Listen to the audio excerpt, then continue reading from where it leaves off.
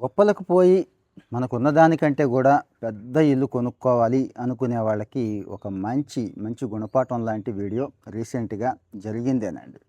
మన దేశంలో జరిగిందే, బొంబాయిలోనే జరిగింది. మనకు తెలుసు మనకి జస్ట్ డబుల్ బెడ్‌రూమ్ ఫ్లాటో, సింగిల్ బెడ్‌రూమో చాలు అన్నా కానీ గొప్పకు పోయి పెద్ద పెద్ద విల్లాసు, పెద్ద పెద్ద ఎస్ఎఫ్‌టీలు ఉన్నటువంటి కాస్ట్‌లీ ఏరియాలో గేటెడ్ కమ్యూనిటీలో కొనేస్తూ ఉంటాం కదా! ఈఎంఐ గుర్తుంచుకోండి. ఇక్కడ ఈఎంఐ అనేది చాలా చాలా ఇంపార్టెంట్ రోల్ ప్లే చేస్తోంది. సైకలాజికల్‌గా మనల్ని ఆ ట్రాప్‌లో పడేస్తోంది ఈఎంఐ. పెద్దగా కట్టినట్టు అనిపించదండి. 1,00,00,000, 2,00,00,000 పెట్టి తీసుకున్న లక్షే గదా నెలకు కట్టేది. తర్వాత మనది అయిపోతుంది గదా అనుకుంటాం గానీ, చివరి ఈఎంఐ కట్టే వరకు కూడా ఆస్తి మీద మనకి పూర్తి హక్కు ఉండదని, బ్యాంకులు ఎప్పుడు కావాలంటే అప్పుడు వచ్చి వేలం వేసేయొచ్చని, అప్పటి వరకు మనం ఏదైతే కట్టామో గుర్తుంచుకోండి, ఇంట్రెస్టే కడతాం, అసలు కట్టం. ఆ ఇంట్రెస్ట్‌ని దీని కింద జమేసుకొని అసలు మొత్తం వాడు తీసుకొని వెళ్ళిపోతాడని, ఏది మన ఇల్లు వేలం వేశాక పరువు, ప్రతిష్ట అంతా మట్టిగలిసిపోతుంది. అది ఓకే. ఇది జరుగుద్దని చాలా తక్కువ మందికి తెలుసండి. రీసెంట్‌గా ఒక చార్టర్డ్ అకౌంటెంట్, ముంబైలో చార్టర్డ్ అకౌంటెంట్ ఒక స్టోరీ, చాలా చాలా రియలిస్టిక్ స్టోరీ, చాలా పెయిన్‌ఫుల్ స్టోరీ షేర్ చేశారండి. ఆవిడ పేరు మీనాల్ గోయల్. Chartered accountant. పక్కనే, ఆ ఇంటి పక్కనే ఉండేవాళ్ళు. ఈవిడ స్టోరీ కాదు, ఇది పక్క వాళ్ళ స్టోరీ అండి. అందరిలాగే, మనలో చాలామందిలాగే ఆవిడ కూడా 1,20,00,000 పెట్టి ఒక అపార్ట్మెంట్ కొనేశారు. 1,20,00,000 పెట్టి అపార్ట్మెంట్ కొనేశారు. 7, 8 ఏళ్ల నుంచి చక్కగానే బాగానే కట్టేసుకుంటున్నారు. కానీ ఉద్యోగం సడన్‌గా పోయింది. ఈ రిసెషన్ ఉంది కదండీ! ఎవడి ఉద్యోగం ఎప్పుడు పోతుందో తెలియట్లేదు. మొన్న రీసెంట్‌గా జరిగింది, లాస్ట్ అక్టోబరే చెప్తున్నా. అక్టోబర్, నవంబర్, జనవరి కట్టలేదండి. అంతే, ఈఎంఐ కట్టలేదు. 1,20,00,000 అంటే యావరేజ్‌గా ఓ 1,00,000, 1,50,000 ఉంటుంది కదండీ! పెట్టుకున్న టైంని బట్టి. కట్టలేదు అంతే. వెంటనే బ్యాంక్ వాడొచ్చాడు. 60 రోజుల్లో మొత్తం పని పూర్తి చేసుకుపోయి ఈవిడ చేతిలో 15,00,000 పెట్టి మొత్తం వాడు పట్టుకుపోయాడండి. వేలం కూడా ఏసేసాడు, గుర్తుంచుకోండి. అంటే ఈ విషయం చాలా తక్కువ మందికి తెలుసు. బ్యాంకు వాళ్ళకి ఈ అధికారాలు ఉన్నాయని తెలియక ఇగో ఇందులో పడుతున్నారు. రెండోది, దీని నుంచి బయటపడే మార్గం కూడా ఉంది. అది వాళ్ళు చేయలేదండి. బ్యాంక్ వాళ్ళ దగ్గరికి మనం వెళ్ళేదేంటిలే అనుకున్నారు. లేకపోతే ఎక్స్పర్ట్స్‌ని ఎవరిని అడగలేదు. అందుకే ఇలాంటి విషయాల మీద కూడా మనం రెగ్యులర్‌గా మాట్లాడుకుంటున్నాం. మంచి విషయాలు కదండీ! అందరికీ ఉపయోగపడతాయని, మన అనుభవంలోంచి వచ్చిన విషయాలైతే బ్రహ్మాండంగా ఉంటాయని చెప్పి అన్నీ కూడా షేర్ చేస్తున్నాను. సో, మరి ఈ ఈఎంఐలు చెల్లించలేకపోతే సర్ఫాసీ యాక్ట్ అనేది ఒకటుంది. గుర్తుంచుకోండి. గూగుల్ చేయండి. SARFAESI, సర్ఫాసీ యాక్ట్ అనేది ఒకటుంది. బ్యాంకులకి చాలా చాలా బలాన్నిచ్చే యాక్ట్ ఇది. ఇక్కడ ఏ కోర్టులు ఏమీ చేయలేవు. మనం ఎక్కడికెళ్ళినా గానీ మనకి ఇంజెక్షన్ ఆర్డర్స్ వగైరా వచ్చే అవకాశం లేదు. గుర్తుంచుకోండి. కోర్టుతో సంబంధం లేకుండా బ్యాంకు నోటీస్ ఇచ్చేస్తది. నోటీస్ ఇచ్చాక మనం పే చేయం. 60 రోజుల్లోపే మొత్తం పని పూర్తి చేసేస్తారండి. ఇక్కడ పూర్తి చేసేసారు. అందుకు చెప్తున్నాను నేను. 60 రోజుల్లోపే ఆ ఫ్లాట్‌ని 95,00,000కి వేలం వేసేసి, వాడికి రావాల్సింది 80,00,000 అండి బ్యాంక్ ఆడికి అప్పటికి. ఆ 80,00,000 వాడు తీసుకొని 7, 8 ఏళ్ల నుంచి వీళ్ళు కడుతున్నారు చూడండి. అందులో జస్ట్ 15,00,000 ఇగో మిగిలినాయి అని చెప్పి వీళ్ళ చేతుల్లో పెట్టి, వాడు హాయిగా ఆ ప్రాపర్టీని హ్యాండ్ ఓవర్ చేసుకున్నాడు. రేపటి రోజు దాన్ని మళ్ళీ ఎంతకు అమ్ముకుంటాడు ఏంటి అనేది మీకు తెలిసిందే కదండి. ఎవరు? ఆడు కొనుక్కున్నాడు.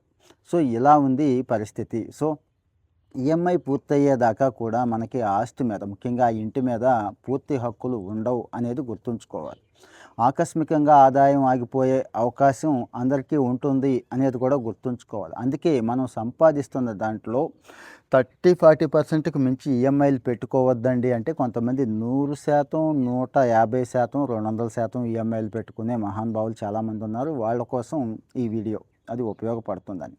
సో, మరి ఇక్కడ వాళ్ళు చేసిన పెద్ద పొరపాటు ఏంటంటే, ఇబ్బందొచ్చింది, ఉద్యోగం పోయింది, ఆర్థికంగా ఇబ్బందొచ్చింది. ఏం చేయాలి? బ్యాంక్ వాళ్ళ దగ్గరికి వెళ్ళాలి, కలవాలి, మన ఇబ్బంది చెప్పుకోవాలి, ఈఎంఐ కాస్త వాయిదా ఏమని అడగాలి, లేకపోతే ఇంట్రెస్ట్ రేట్ తగ్గించమని అడగాలి. ఇలా చాలా ఉన్నాయండి. ఎందుకు? ఆ రోజు మనకి మంచి క్రెడిట్ హిస్టరీయే ఉంది. ఈ రోజు కూడా చాలామందికి ఉంది.